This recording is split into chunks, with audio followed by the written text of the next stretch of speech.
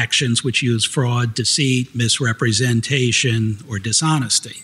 This appears to bar lawyer-approved pretext investigations.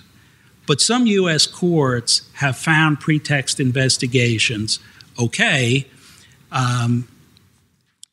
under certain circumstances, and particularly in IP cases and in civil rights cases. The guiding principle for all of us to remember is that if the investigators are seeking and obtaining information that any member of the public could get by posing as a counterfeiter or posing as a consumer, it's generally okay if the communications are with low-level personnel, such as clerical employees at a target entity.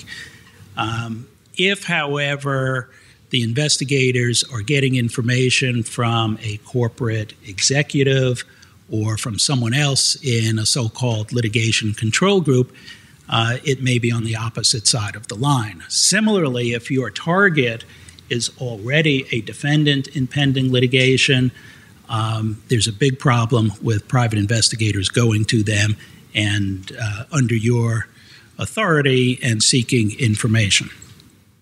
Now, the New York County Bar Association issued an opinion saying that pretext investigations are okay on the IP and civil rights side if the information is not otherwise generally available, and following this general guideline that I articulated.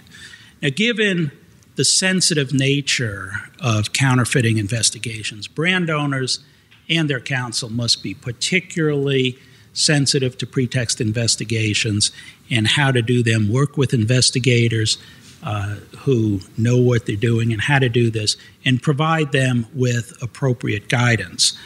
I think it's rarely done in counterfeiting investigations. I think the more usual way of approaching things is call an investigator and tell them to go do something and ignore what they're doing until they get the results. But the risk of spoiling a counterfeiting investigation is simply too high to screw up with the investigations like this. Now, finally, brand owners, in the course of fighting counterfeiting, need to partner with the government. And the partnership between the private sector and the government must be done very carefully and with a great deal of caution. Counterfeiters are targets for going to jail. Brand owners want to see them go to jail. The government has scarce resources. Governments in the U.S. and governments outside the United States have scarce resources when it comes to fighting counterfeiting, and scarce resources devoted to putting counterfeiters in jail. Unless you have a case which involves health and safety issues, large quantities of some type of product, or another special circumstance, it might be difficult to get the attention of prosecutors. As a practical matter, then, it makes sense for brand owners to proceed on the civil side and collect information and then help the government and try to persuade the government to take action.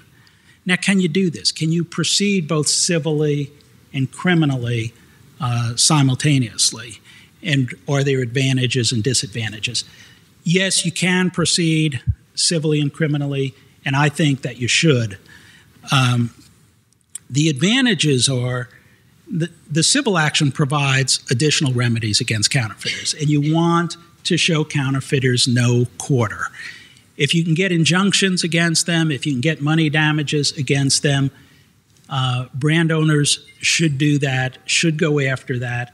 Putting them in jail isn't always going to happen, and it's essential to try to stop them any way that you possibly can. Counterfeiters generally aren't stupid. They know which companies are suing and which ones aren't suing. So if nothing else, brand owners should protect themselves, their companies, by taking action.